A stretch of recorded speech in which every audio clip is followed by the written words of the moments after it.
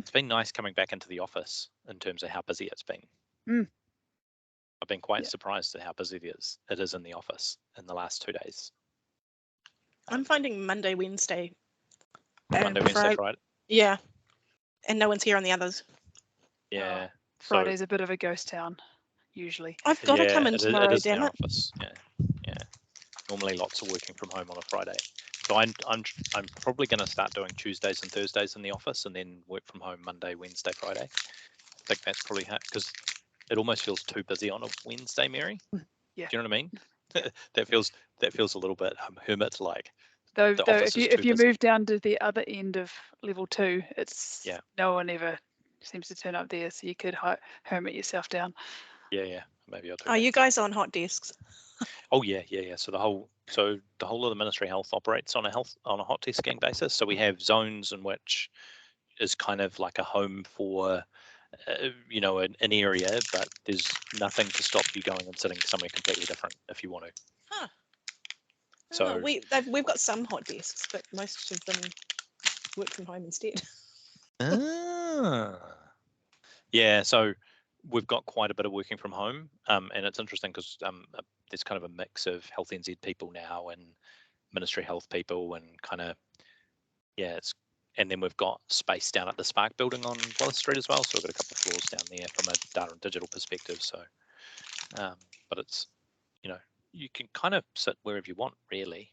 The only person that's got an office in the entire building is Ashley. I'm lucky I have an office, and only some of us have offices. But I just want to be, I told them I wanted to be away from the windows. And the office is all internal with no windows. There you go. Very good. Welcome, everybody. It's good to see smiling faces on a Thursday afternoon. I'm smiling because I'm only just back at work, and it's not yet overwhelming. Having been on holiday for 4 weeks. Something I thought I might start with is I posted something on the Yammer yesterday about Agile and the Agile manifesto and kind of where that came from. And so if you've done software development before, or you do software development now, either a small amount or a large amount, you've probably heard of Agile. And Agile is kind of a method of development in an incremental manner. So rather than kind of building and releasing a fully functional solution, you kind of get something out the door as quickly as possible and then make it better over time. It's funny because the article I posted starts to say that Agile is now a tool of management for making developers deliver things either too quickly or without enough quality. And so it's kind of quite a funny thing where it came from a counterculture space against corporate software development, and it's now become corporate software development. And so there's a bunch of people wanting to reclaim it. So there's quite a good article on that, and there's actually a video to watch from one of the original authors of the manifesto, which I'll post up as well, and I'll link them in the article in this when I finally get round to posting all of these on YouTube. Because I'm supposed to be doing that. And some people we were getting sort of 50, 60 views a month. So I should probably go back to doing that. I just need to find the time. Anyway, Mary, have you got any news? Has anything happened in the last 2 weeks on the internet? Yep, got a couple. So in Australia, they're about to trial a new initiative to improve communication between paramedics and hospital-based neurological teams with digital technology platform to help improve stroke care. So it's a telehealth platform which is fitted inside the ambulance, and it's able to transmit brain scans from the scene of a stroke to receiving hospitals or on-call neurologists during using the smartphone app, as well as video conferencing between the paramedic and off-site neurology as they make treatment and transport decisions. And it also enables clinical data entry, so the diagnostic information is ready when the patient arrives at the hospital. So I thought that was quite cool. And the second one, which is just quite fancy and awesome, is NASA flight surgeon has been holoported to the International Space Station. So it's a combination of hologram and teleporting. So basically high quality 3D models of the holoporters. I think they've claimed this as their own name, were developed, digitally compressed, transmitted and reconstructed in the spaceborne lab and all in real time. So, and then meanwhile, a mixed reality display aboard the ISS, mainly the HoloLens, allowed both the holoporters and the astronauts to see, hear and interact with one another as though they were in the same physical space. So their idea for this is that they could use it for private medical conferences, private psychiatric conferences, private family conferences, and to bring VIPs into the space station to visit with the astronauts.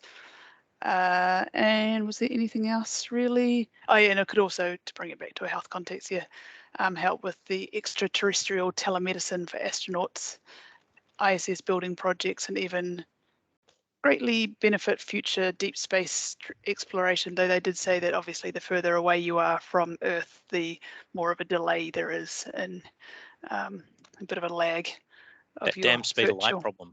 Yeah. So there. How many years was that?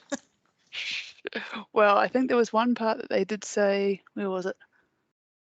Yeah, depending how far out they get, there could be a 20-minute delay. So obviously that's a bit of an issue. I thought the lag on Teams was bad. You can imagine how good that would be. Very good, very good. Does anyone else have any news that they've seen in the last couple of weeks that they thought would be an interesting thing to share? Just quickly on Mary's first one, I think some of that's already happening in New Zealand. I know Nelson Marlborough DHB, they can St John's ambulance can triage and pre-key data into EDAD, on the fly. And same up here, yeah. Yeah, I think Nelson did it first, and then others are doing it now. And the same with. Might have just been new to me. The same with, or Nelson paid St John's for the development. The same with, they're using SmartPage, I think, in the ambulance as well, so they could talk to clinicians as well as a pilot. Hang on, I thought people were going away from SmartPage in general. Maybe. Okay. Well, WDHB is, I think. I think the interesting thing to me was the brain scan bit. So I've not, and I don't know, is that a CT scan in the ambulance or is that just an ultrasound scan of a head? It's an interesting kind of question, because that would be pretty innovative, I would have assumed, because I know they were doing, remote ECGs in ambulances, so for cardiovascular events, but the need to stay still to do a CT or something in an ambulance, I imagine would be really, really hard. So I'm kind of interested in that, but that sounds exciting. Have you guys ever tried to take a blood pressure in an ambulance? It's actually really hard. Well, so this is kind of where my head goes, is that surely the ambulance is rolling all over the place. Do you know what I mean? Yeah. So and even it's probably ECGs, quite a noisy metal box. Do you know what I mean? So if they're able to do those things, that to me is quite impressive.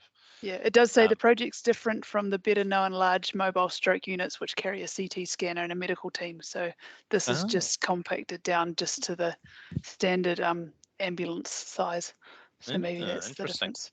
Maybe that's the innovation, is how small. Can you send the link? package it. Oh yeah, I'll pop that through. Yep. It is with Pulse IT, which it may be paywalled, but I'll pop it through anyway. Something I read in The Guardian the other day was the introduction of glaucoma medicine into a special kind of contact lens. So the contact lens glaucoma causes swelling of the eyeball. So basically you put the, so you put the contact lens in, and as your eyeball swells, there's a gate in the back of the contact lens, which the contact lens flexes as your eyeball swells, and it opens the gate and administers the medication directly onto your eye. Now that's cool, because they've cut a valve in mine to let the aqueous out, which apparently has a hole in it at the moment, which is quite fun, but not. So that I thought cool. was quite impressive. So it's kind of mechanical engineering 101 inside a contact lens, which goes inside your eye. So that's so cool. I was very impressed with that. So because they already put weights in them. Yeah, I'll make sure I find the link and send that through. So a bit easier to do than measuring blood glucose in an eye. So measuring blood glucose. Yeah, it's something a bunch of people have been trying to do for a while now. I think Google's been involved in it, which is having contact lenses that can monitor blood glucose using a contact lens. So I But imagine why it's quite a wouldn't there thick be? and Wouldn't there be a unhealthy less invasive way to do it, maybe. like a skin patch? Yeah, well, so there's a couple of teams in New Zealand that are doing some work on using light to monitor blood glucose, as well as I'm pretty sure Apple's working on that as well. Yeah, I think I've seen that. Oh, Apple came out with new accessibility stuff this week. But yes, a bunch of new accessibility stuff. The only thing that stayed in my head was the fact that it's going to detect doors and tell you which side the handle's on. That's the only thing that stuck in my mind. But Sally, that must mean because it's stuck in your mind, it's probably useful. Yeah. I have a dog that does that though. I have a dog that finds the button to open the door, which is even better. But for those people that are waiting for their dogs, though, Yeah, true. maybe it would be good. Yeah, but Very good. yeah, I suppose glass doors. Yeah, that was the only one that I remembered, but there was a lot of stuff that came out. Yeah, it's an interesting thing because it's. I wonder where they get their ideas for some of the stuff from. What did Justin say? I wonder where they get their ideas too. Navigation. Oh, sorry. This is a different topic, but it was flying around LinkedIn that Marks and Spencers have got a fancy AR navigation tool now. So you hold your phone up and it sort of says go right for, I don't know, the cereal, but when you tilt your phone down, it gives you the floor map. Oh yeah. So depending on the angle, you can kind of look through your screen like you're looking through glass, and it's saying, keep moving forward. But then when you tilt it down, you then get the map. Yeah. That would be so good if we could have that, like a multi-level version of that. Yeah. So on my holidays, I went into Marks and Spencers a couple of times, and they weren't advertising it, but they did have buttons. They did have buttons for children. That if the children push them at near the milk, there's a button for a cow that moves, and oh really? Oh god, that would drive you nuts. Near the cereal, there's a bird that crows, and oh god, stuff like that. And that's a great idea, though. Like looking at the supermarket from a kid's perspective. That's awesome. Yeah. So cool. There was lots of mooing in Marks and Spencers when we went in. That's awesome. Because the kids loved it. What did you find in the wine section? Something, a button that you push and it went glug glug glug or something. Yeah. If anyone remembers Big Fresh in Dunedin, like late 90s, early 2000s, you could go around and find all the secret buttons to get all the animatronics to work, and they had sounds. But not in Dunedin. Yeah. They had one in Napier, and we lived in Gisborne when I was growing up, and it was always a treat to go to Big Fresh supermarket if we went to Napier, so that we could see the animatronics. Yeah, okay. Simpler times, weren't they? They were simpler times. They had them in Auckland too. They had a food town opposite one, like literally meters from it. Yeah. Okay. Does anyone else have any other news they wanted to share from around the internet? Eileen? Mine's not an internet thing. But I sat in a conversation with education, and they've done an evaluation of their COVID response in terms of getting devices and access for learners that didn't have that at home. Cool. It was an interesting discussion. There was lots of assumptions made, and it was interesting the disconnect between Ministry of Education as being a central government agency and how schools then implemented how they implemented that at a local level, and then also them not really understanding the needs of the family makeup. So one of the examples that stuck with me was the eldest child was given the device, but quite often the eldest child didn't partake in any Zoom calls during the school day. And when they kind of dug a little deeper into that, it's because the primary school children were using that to engage with their Zoom calls and do their classwork during the day, and then the teenagers were doing the catch up in the evenings and with their schoolwork, because they only had one device, so they were distributing that across how the family operated. But I can send a link. It's quite a lengthy report. It would have been nice if they kind of truncated it down into kind of key things. But I can pop that in the chat if you want. Because we've had similar problems with the university students not having access to technology or being in overcrowded houses where they can't do a lot of their work. And I remember one particular girl who did her verbal presentation in her sister's car, and there was road noise going past because she had nowhere private at home. So it's, yeah. Anyway. It's just one of those things that there's been time and effort put into this. It would be good if we could kind of take some of those learnings and ensure we can factor that in. And this is a kind of all government process. You know, how do we ensure that we do better next time? I've got a student who I am kind of trying to not have a meeting every week with because she wants one, who wants to do a COVID stock take of all the innovation that has happened around New Zealand. And I wondered if anybody knew of anything else that was happening like that. Well, there's been heaps happening. I mean, at the district level, she's starting with WDHB and moving outwards. Cool. Yeah, did Daisu do that? John, do you know? Yeah, I've heard that's been done a couple of times, and I'm not sure who. Yeah, so MB's done some stuff. I think we've done a bit of stuff. The School of Government in Victoria has done a little bit of stuff as well. Okay. But I'm not. I'm assuming you could. Oh, I think DIA's done some stuff as well. So I think there's a number of different audiences that have been kind of together for this. I'm kind of wondering what the use would be for her, if that makes sense. Yeah. So where's the value? Who's it for? Yeah, that's my question. What's it going to come out like? But she's so dead keen on doing it that I thought I'd ask. Very good, very good. So we've got some news about something we're working on. So you'll know that we have a Yammer site, and we're currently working to migrate that to the eHealth forum for HINS. Kind of the value proposition around that is logins. So everyone hates logins, and we figure if we can have one login and add our content to that site, then that would benefit lots of people. So that's what we're working on at the moment.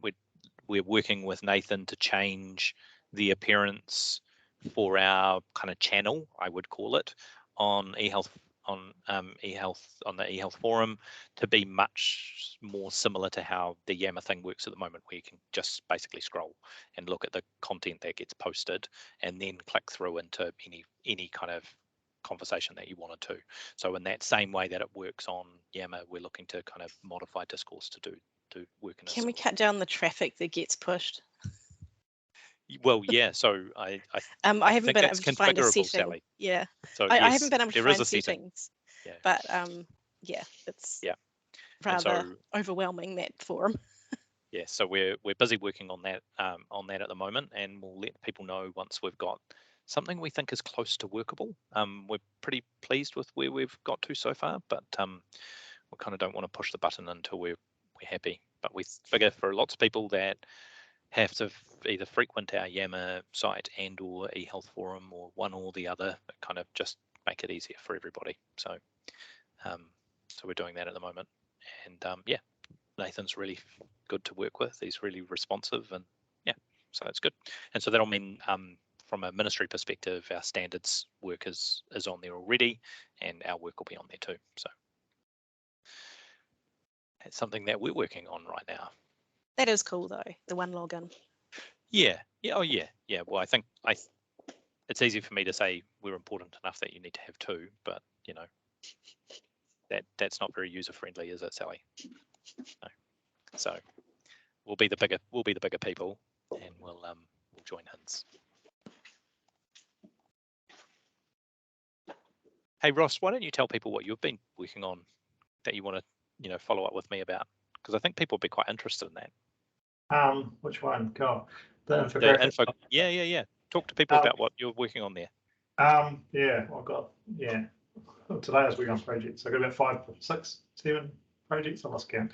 I'm trying to work on, but no, I've been trying to map and create an info pack for Health NZ, particularly for people new to health, to understand the pitfalls and complexities. So I've kind of been trying to diagram in a page what the world of GPs looks like, what the world of NHI and HPI and national data sources looks like, what hospitals look like, national collections, COVID systems. And you mean this in a diagrammatic sense for technology and data. So basically single page diagrams that kind of describe the the current state of play. And so if you think about it from a GP perspective, it's what sort of PMSs do we have, and how do they connect to the internet, and what else do they connect to, and what products do people use? So I don't think there's anything like that that's publicly available, certainly in the country. And so Ross is busy trying to put all of this together. Needless to say, there's lots and lots of information, and lots, I would say, Ross, of, to your point before, dead ends, fish hooks, and problems in trying to describe it, because it's relatively complicated, I think. So yeah. So I mean, I can show you if you want, but I think it's interesting about, so for anyone else on the call, have you seen something like this? Is this of interest to you? What would you like to see in it? Because that might be a useful kind of feedback loop, Ross, for us to have. Yeah. Can people see that all right? Yep. I won't full screen it, and the reason I won't full screen it is because I want to be able to kind of just jump to some of the slides, not all of them, because it's all work in progress. But essentially, I'm kind of trying to, drill into different areas. So even though this is work in progress, but this is kind of like a header style page type thing. I started off with some pretty pictures of what health services look like, but they don't paint a lot of a picture. So they're not very technically inclined either, if you know what I mean. No, so the ones that have been circulated a lot is funding. Actually, I'll full screen a couple of them. So kind of the funding world, and it's impossible to work out how much money comes from donations and other revenues, and it's quite difficult to work out how much comes from other government and social services. So it's easy to work out these two because I kind of only got to look at two places for the sources. So, but really just trying to show here's a funder and here's a service, and here's how the money flows, sort of thing. So that's the kind of intent of that one. The other ones that have been getting a lot of circulation, probably the world of the NHI. So here's your NHI, which is your patient demographics, obviously, but you've also got the health provider index, which is your practitioner facility organisation, and with this empty thing called a practitioner role that we built and haven't really utilised yet. And then all the other things around the outside, like national enrolment services that GPs kind of think is the NHI, but it's actually a relationship service for enrolments and entitlements for GPs, and it's supposed to have all these other things in there, but they're all on the one day list. And notification service, all these other type things, medical warnings. So that one, I'll show you two others, kind of the ones that are getting a lot of circulation. A lot of them are draft, like I say. Which one's GP? So this is the summary kind of GP one. I've got a detail one as well. But essentially, you've got these PMS systems, 519 instances of medtech out there, 111 of Intercy. That doesn't reflect the size of the GP practice or anything like that, obviously. And then, all these different portal providers and all these millions of different integrators and data extractor type services, that do things like provide a service into the PMS or extract data out for the GP or for the PHO or whoever. And all these other repositories where data goes around the outside. And then the HERA kind of one-day market aggregator type world. And then DHB one, where's that gone? That's the really messy one. So this is my first take at what a DHB looks like. So I kind of tried to split it into clinical admin, loosely calling it integration, but it's not all integration. Clinical delivery and clinical repositories. So you got your PAS. These are all the PASs in use in the 20 DHBs, hopefully. One my records are correct. And then, but I've also put kind of what I call a departmental pairs, so you know, emergency or maternity or dental or you know, radiology labs got their own sections, but they kind of fall into that space. Secondary ones where they're used like for mental health or community or scheduling, and split out theatre administration where that's kind of separate from the pairs, depending on your DHB. And then, yeah, kind of with this integration world, which is mostly a Rhapsody engine, but a whole lot of other stuff, notifications, departmental clinical systems, and then your Orion clinical portal or your health views and your various CDRs. It's still work in progress, but one of the things I was amazed at is how many different PACS RIS systems are out there actually. I thought there was less than that, but again, it's still work in progress, so there's probably more than that. So yeah, I've never seen this in one place for this country, so I'm assuming no one else has either. And I just can't wait for us to get this out there. Even if it's not right, Ross, the amount of value for people to be able to see that, I think, is just immense, because you know it's really easy in an organization to learn about some of these things, but to find out the detail about these things across organizations is really, really hard. And I think I've been trying to teach it. Yeah. And I think then the next thing is that question of, so why is HEDA a federated approach and not either a centralized computer system or, you know, a health information exchange where we send copies of stuff around? And I think it's largely that massive complexity. So you've got this situation where trying to replace all of those systems with one system is almost impossible and would take forever.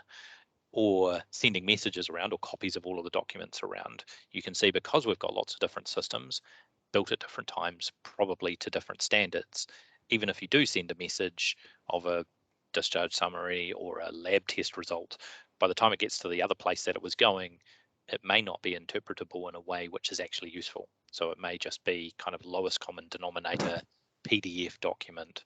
And so if you're trying to show what's happening to someone's HbA1c over time, if half the results you're seeing sit in PDF documents and not as consumable data to turn it into a graph, then it's much harder to use in the longer, medium and longer term, and much harder to do cool things with, predictive analytics, for example, machine learning things. So in that context, that's the reason we've kind of gone with that, or trying to go with the federated model that HEDA is designed to deliver. So Are you doing the private as well, Ross? Oh, I think that might be a bridge too far. Maybe just a black spot. No, because On the side. I've tried to look at some of the machines and getting information out of some of the testing machines, and it's damn near impossible. Yeah, I'm doing mainly the areas I know a little bit about. I'm trying to tackle the COVID systems next from within the ministry anyway, and then ordering labs, radiology, etc. kind prescriptions, that kind of whole world of ordering messaging results. Yeah, I just sent you through, Ross, and I've seen an earlier version of that map, but it was more about data flows between systems, but at a higher level, it doesn't go into as much detail. Cool. But yes, I see that, and that was done about 13 years ago, so it's quite old. But it kind of follows a London Underground map in terms of I've this seen is how things. I've seen that Mind the Gap one. That's an impact kind of DHB Mind the Gap. Is that the one? No, this was a different one. But yeah, good for you for tackling. It's no small feat. No, yeah.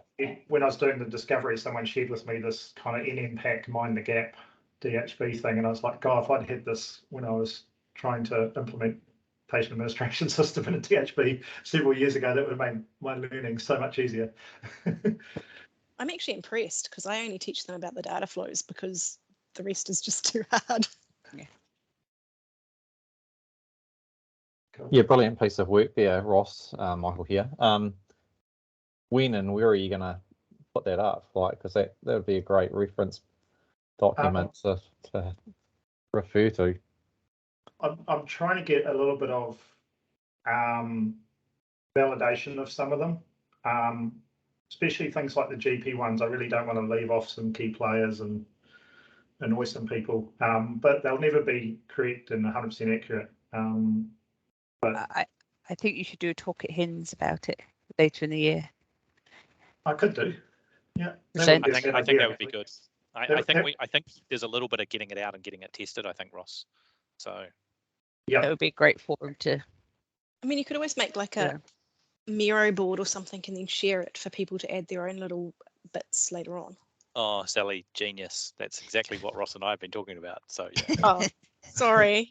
No, not at all. Not at all. Great minds. Great minds.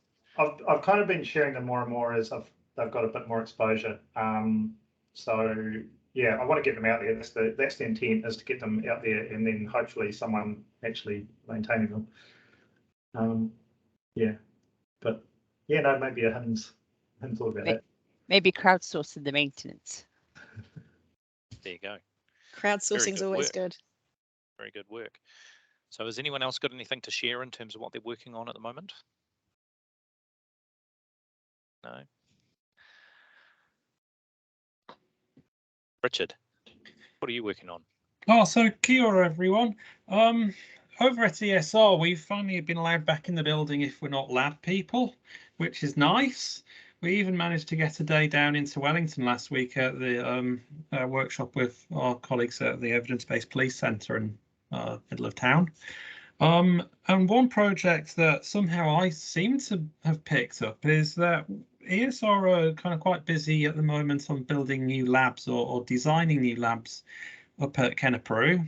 The current lab buildings are aging and probably not too dissimilar from hospital, but definitely got to that age where there's the odd crack in the wall and they look very 1960s. So we've got some really nice looking work being undertaken on what that looks like. And one thing that's really exciting that came out of a project I led a couple of years ago was a project at the time called ERICA, Engineering, Robots, Innovation, Coding and Automation.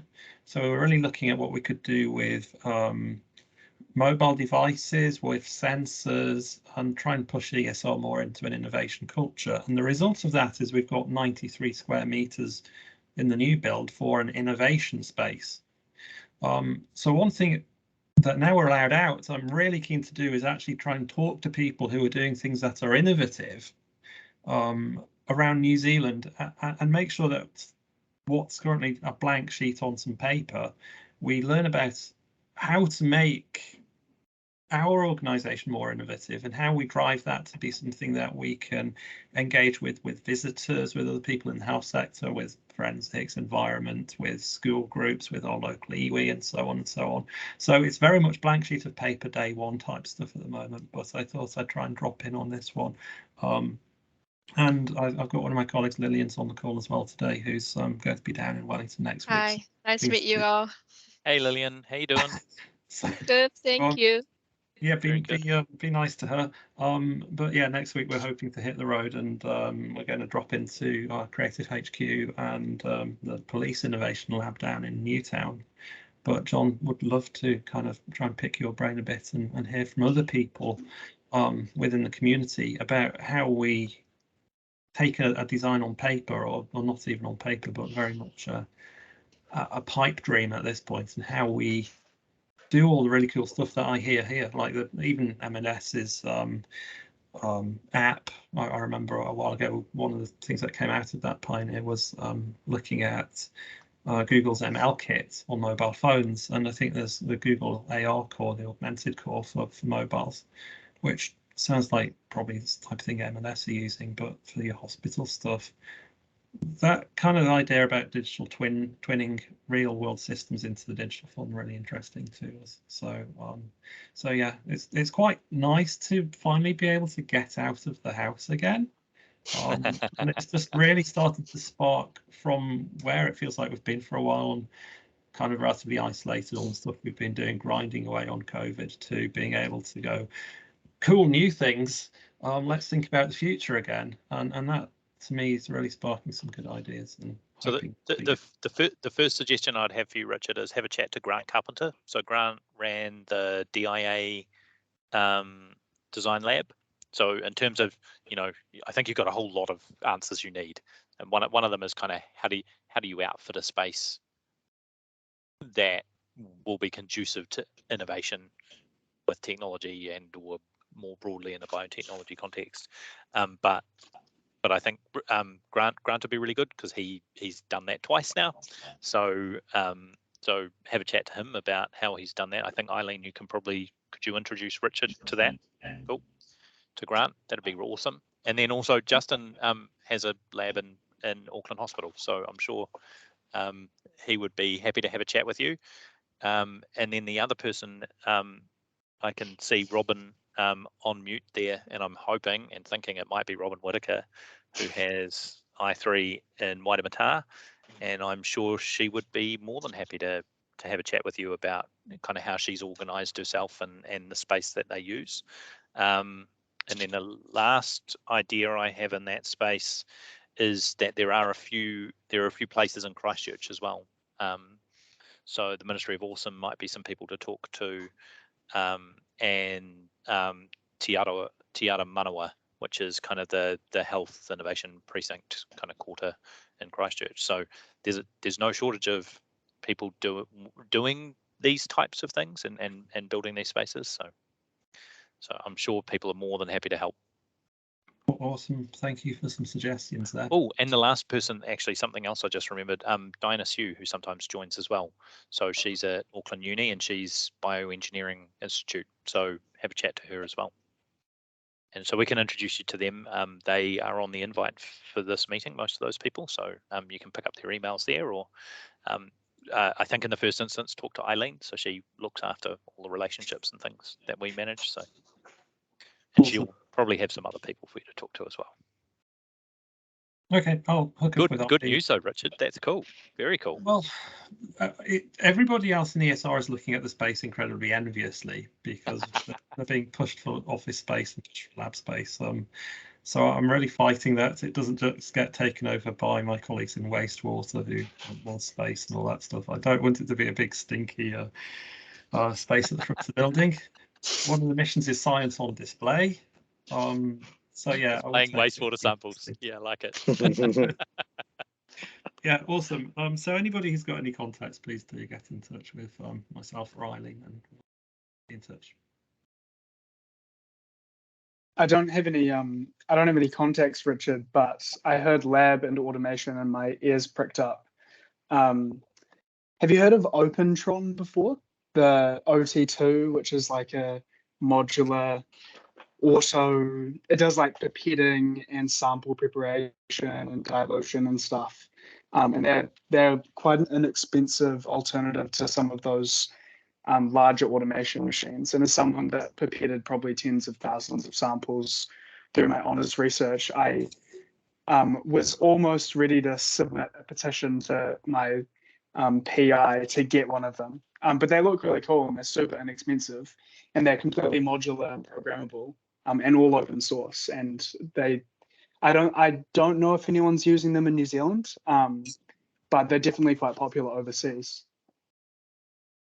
I think we might have a couple down in Kenepuru. I think we definitely got some open source pipetting robots. Oh, really? Cool. So you can code them in Python. So I somehow ended up getting dragged into all that stuff. But they're really awesome. The sort of little robot arms and just replace all the staff. So yeah, no, it's good. Yeah, I wish they could have replaced it. There's not enough lab space. Yeah. Yeah. So I remember working in the NHS and the conversation about building new hospitals was how big does a lab need to be? And every conversation was, well, maybe we just make it the same size because even though the machines keep getting smaller, we keep having more machines or we keep having to do more tests. And it was there's almost this kind of densification of the machines inside a lab. So, you know, the debate about how big a lab needed to be was kind of a never ending one of, well, it needs to be smaller because the machines keep getting smaller, but we keep doing more work. So we need more machines. Interesting kind of conversation. And it might be the same for you, Richard. You know, your ability to innovate might take up less and less space over time, but you might do more innovation, so you need to keep as much space as possible. Yeah, no, so we've got that kind of conflict between how much originally I thought we'd have a pretty decent sized part of this would be a kind of maker space. In a way, things like 3D printing are just becoming mainstream rather than necessarily the innovative side. So there's that kind of it's nice to have the footprint, and I just need to work with the architects to make it flexible, because this has got to be a space that will be here in 5, 10, 20, 30 years, and will evolve as the future evolves. I think Justin's right there too. If you don't have good free coffee and somewhere to sit and drink it and chat, then you failed.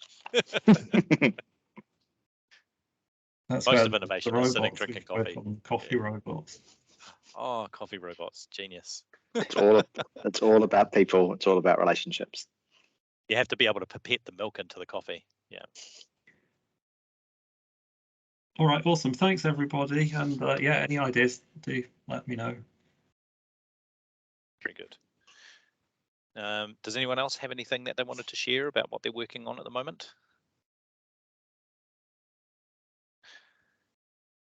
I can share a little bit about where I'm at on the constant mission to drive data collaboration in the mental health space. Still trying to find the gap with innovators in the mental health space on where they could share and what they could share in regards to data. And we've ended up with sort of 2 lines of inquiry perhaps for data sharing, and I want to be able to create a data ecosystem that allows for, what was the term, co-opetition. I don't know if anyone's come across it, but being able to work together and yet still remain sort of competitive. And one line is around demographic data from innovative startups, digital startups in the mental health space. And hopefully whether people could make a live dashboard and somewhat of a live heat map across the country of where digital is striking and where people are using it and who's using it to be able to make better decisions. And then the second line of inquiry was like perhaps having some sort of data dump, where basically people just drop their data, anonymized data, and then have a separate person to be able to make sense of that and produce insights for a collective group. And I'm not really sure which way is going to be more appealing to people in this space or whether they'll commit to either. But I'm pretty determined now to break down some of the barriers and competition in this space, especially in the private. And then from there, how it will relate to government data as well is like another question further down the line. So yeah, it's an ongoing saga of people that are interested and they're not interested in seeing value and they're not seeing value, and trying to get to that point where it's like everyone can work together. Yeah. There's a little bit of trying to edge people as close as you can to the cliff, so that when you push one of them over, the other ones, like, they grab out and they pull the other ones over as well. That's kind of what I'm imagining from what you're saying. And I think there's a question probably for us about where we've been investing in these types of services. We should maybe be able to contribute data in that context. I think that the tricky thing, which you've probably seen through COVID, Cambrian, which is probably the biggest concern people will raise with you, is how do you provide useful enough information that remains difficult to re-identify. So necessarily, summary information is used on a regular basis because New Zealand is quite geographically diverse and in that, and culturally and demographically diverse, and so you can, if you've got data which is, even if it's been de-identified, too kind of disaggregatable, then suddenly it's, without you even knowing, it's identifiable. I think that's kind of, that's a barrier to doing it, not a reason not to do it. Do you see what I mean? So it's a question of how do you do it in that context. And I mean, I'm more than happy to chat to you about how we might engage the funders here in the Ministry of Health on making that happen, because I think the reality is, we should be putting our money where our mouth is, type thing. There was another guy I was just reading about in Dunedin as well, a guy called, it's a data sharing hub made by the University of Otago. And I don't know what the guy's name is, Malcolm Fraser. I don't know if anyone's come across him. Chris had to go, so Chris works at the University of Otago. So, okay. No, I haven't heard of him. So, but that sounds like a really interesting thing. And I think there's a few of these things. So we've got kind of, as a government, we've got the IDI, the individual data infrastructure. We've also then got the open data portal, so opendata.gov.nz, I think is what it is. And then, the Ministry of Health has a pile of collections, and there's a page on our website, and you can request data that we hold. So it involves signing a contract to say that you'll look after the data, and we generally give out anonymized data, or data which is anonymous or mostly anonymous. That's you could access data through us just by making a request. So, and at that point, that might create a conversation to be had about, well, if the data is anonymous, can we not just publish it? And if we publish it, where am I allowed to publish it? Or can you publish it, Ministry of Health? Because as far as I can tell, I'm not sure we publish any of the primed data in a disaggregated context, do we? You might know more than me. So primed is kind of the primary mental health data set. Do we publish that at all? Or do we publish kind of a report maybe? And so that might be an interesting kind of starting point. What could we publish from that? Yeah. I think I'm just not qualified enough to be able to create data ecosystems. So I think I'm going to be seeking to sort of work with someone. So if you know of any contacts too that are interested in the intersect between creating this sort of data ecosystem and connecting people and mental health, I'll be super keen to hear from anyone. Yeah, so we're currently doing work on the new contracts, the access and choice contract, in terms of the reporting that's coming in for that, which is aligned to but not the same as primed reporting. And so we're trying to make it more consistent, more readily available, and more complete. So my view is we should be trying to make as much of it as available as we can in the context of that barrier I described, which is making sure it remains anonymized or sufficiently anonymized. So Sweet. Cool, thank you. So in fact, I've got I'll pick up with you afterwards, because I've got a Miro board which I'll share with you, which has got some conversation about how we're going to be doing that. So very much interested in your feedback on that, so I'll share that with you after this. Yeah, cool, very good. Something that has kind of happened while I've been on leave, which might be interesting to you all. So Ministry and us in Health NZ, we've established a Databricks environment on AWS, which we're starting to use for building predictive models. So Matthias has just migrated some work he was doing over Christmas in terms of NLP for radiology reporting into that environment. But we've now kind of basically got an environment where we can test and build models, machine learning models. We've got access to John Snow Labs' NLP modeling tool sets, and a Databricks environment for doing Spark kind of machine learning model building. So we probably a good time to kind of round back with Ali Khan and ADHB Matthias to see where he's at. But yeah, so if you wanted to either, as an organization, get into doing something like this, or you wanted to work with us on a machine learning project, we've now got an environment to do that in. And so we're building a model for a new version 2 model for COVID risk assessment. So if you get COVID, a model that will predict your likelihood of hospitalization. And then we're also looking at whether we could build a model for identifying people who would benefit from prescribing of the antivirals for COVID. So a couple of models that are being worked on at the moment, and we're working quite closely with Precision Driven Health on that. So that's Kevin Ross and Pieter Brown. But yeah, so we've now got an environment, it's working, we've got data in there, and yeah, we're starting to put in processes, and we've got our governance up and running as well. So lots of that stuff kind of came together while I was away, or just as I was going away. So yeah, it's been the culmination of probably 6 months work. Matthias has helped heaps in that space. Yeah, we're really looking forward to some cool projects. So Matthias is working on one at the moment, and we've got a number that are coming up. So I think that would also be a really good way to get a bunch of people, with precision-driven health working on the precedents kind of set, like having external people coming in. The data all sits on a ministry environment, and so potentially we could dump data in there that is useful to people that you are talking to, Cambrian, and then they can come in and build dashboards and do data analysis and stuff, while we still retain all the identifiable information and stuff. That would probably be a lot more palatable to data governance and stuff. So yeah, that's actually a really cool use case. I hadn't thought about that.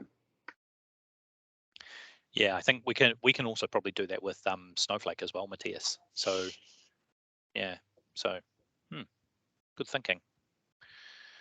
Very good.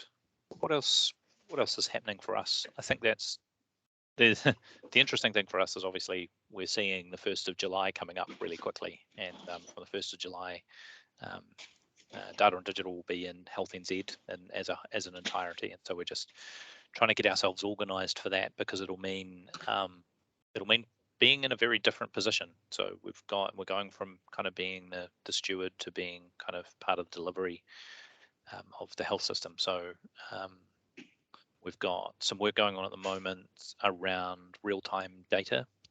So we're working with Data Ventures on that. So streaming data coming out of hospital PAS systems. So you would have seen Ross's picture, which had the integration engine, the Rhapsody integration engine.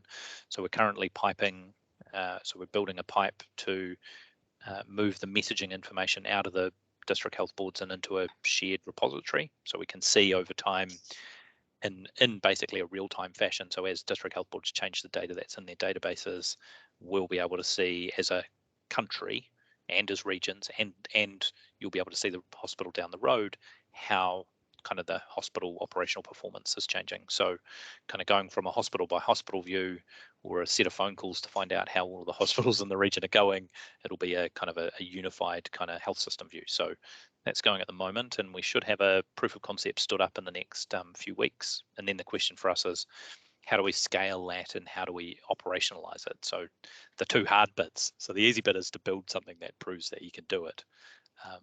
But the hard bit's going to be how do you make it wider and deeper? So it should be quite interesting. And we're starting with production views, looking to get to production views of intensive care, so at a patient level. So it'll be good.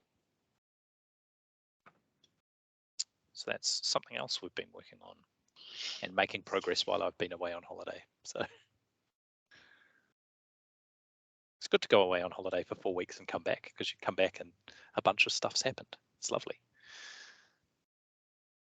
I'd advise you all go on holiday at some point and then come back and go, wow, people have been doing things while I've been away. It's brilliant. The other celebration we had this week was we've been, as some of you will know, the Ministry of Health still runs Lotus Notes, but used Lotus Notes for its email, and was the butt of a lot of jokes for that for a long time in the health sector. And now we use Outlook, but we hadn't retired Lotus Notes, because Lotus Notes runs a bunch of applications, kind of in the way that SharePoint does things and Microsoft Dynamics does things. So we've slowly been looking to retire that, but we've kind of found an opportunity to save us some recurrent licensing. So I came back to a discussion and a decision that we were going to turn off people that haven't been using Lotus Notes, and only turn them back on again if people asked for it. And we figure that'll save us about $500,000 recurrent every year in licensing costs. So that's going into production in the next week. So that'll be good news for us. $500,000 we don't need to spend every year. So that all happened while I was on holiday. So yeah, go away for 4 weeks and we save $500,000 a year. It's good. Maybe we should go on holiday again. Sounds like a pretty successful holiday, John. Yeah, which reminds me.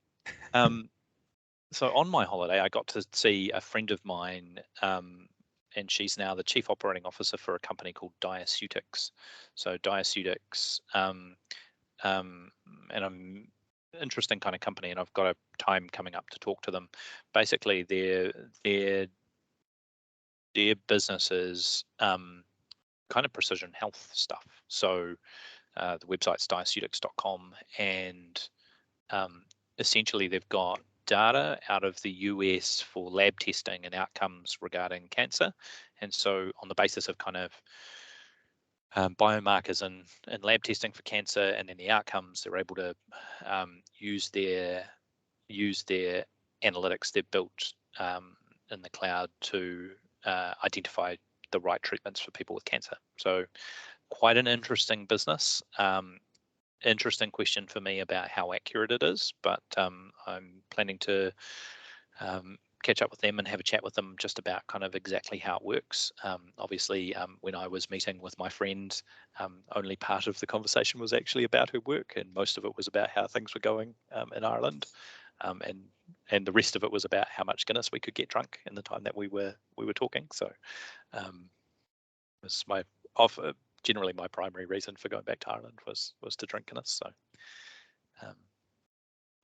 Diaceutics seems like quite an interesting company. So be interesting to see how that might fit in our environment. Okay, was there anything else we wanted to talk about before we finish up? Well, just posted in the notes there, John, that yep. Certainly we're looking for options on trusted research environments to enable us to collaborate with ministries, with universities and so on, and Databricks or Snowflake all sound really interesting, but we've been having a good read through the Goldacre review out of the UK, which has lots of really interesting recommendations, and be really keen to see that New Zealand pull together and think in similar veins, so we don't reinvent the same wheel, but we just find something that works and allows us to collaborate. Cool. Yeah. I didn't realize Ben had written this, so oh man, yep. Right, that's your homework. There we go. There's homework for everybody. Please go away and read the Goldacre review. Yeah, no, this is great. It's really good. Excellent. It's really good. It is really good, really interesting. Yeah. Oh, there she is. Hey Robin, how you doing? I'm here. It's working. Very good. Oh well, I'm definitely going to have a read of that. So I think, Richard, the key thing around the difference between Snowflake and Databricks, and Matthias knows more about this than I do, is Snowflake is kind of a traditional SQL analytical reporting engine. So good for building dashboards and running SQL queries. Spark, NLP, which Databricks is built on, is kind of that vertically and horizontally scalable, Apache Spark. Non-linear. Yeah, Apache Spark. So basically non-linear. So it'll scale to do machine learning tasks much better than something like Snowflake. So that's kind of why we've gone down the path of Databricks. I know, Robin, you guys have been looking at Data Robot as well, Richard, and we think that has a use case as well in the discovery space, probably, where you can kind of just feed it a bunch of data and it can, with little kind of programming skill, pretty much get to some results really quickly. The kind of one of the key considerations we had was we think it possibly doesn't scale in terms of cost. So you wouldn't want it necessarily for running production algorithms at scale, but certainly in the discovery space and in kind of in the citizen developer space, it might be quite useful. So it's something that we may need to add to our toolbox. But yeah, really keen on this Goldacre review, and really keen to get reading. So if I leave that with everybody for your reading for the next couple of weeks, and let's have a talk about it next time. And I'm assuming Simon Ross knows about this, and if he doesn't, I've just got one up on him. So happy days. Been out for a while now. So one of the It's been out from on Friday for months. New Zealand Police using Data Robot. Yeah. kind of considering it a bit, so they were looking at it on Friday. But you're not the only guys down in Wellington. What I just noticed after downloading that is there's a executive summary version below that, which is shorter. It can go quite detailed, but I really think we need like a working group somewhere within the country to say this is the type of thing that these are the same issues that we will face here. So somewhere down the line, keen to see that we kind of grasp that one and crack on with it. Yeah. So we've been having a bit of a chat about the genomic space, Richard, because we're kind of absent in terms of all of that. Do you know what I mean? Like the only place we've got any story happening is kind of in the research space. So there's the chap that works with you and ESR, and forgive me, I can't remember his name, but we've had a couple of conversations, and I don't think we've even got it. We don't even have a HISO standard for storing and describing genomic information. So we're quite far behind the 8 ball on that, let alone having tool sets for managing and or analyzing that information. So I think certainly in that space we're kind of it's blue skies, green fields kind of conversation. Whereas I know we've got lots of embedded investment in kind of at least tools and skills. So I can tell you that here we've got a lot of people that can write in R, and a lot of people that can write SQL, but not many people that can write Python. And so, we're kind of in a situation where we know there's changes that need to be made, and not just in terms of the tools, but in terms of kind of the skills we have, and bridging out to the rest of the world in terms of industry and other groups. So lots of opportunity.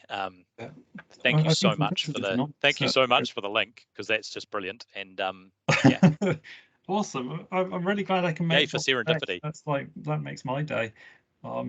Yeah, no, heaps to do there, and the genomics one, definitely we can pick that up. I know we're talking to some local cloud providers about potentially hosting it within the country, and trying to pick up a standard, an international standard. There's no need to create our own. So heaps got some good underway on that one. But linking it all together, cool.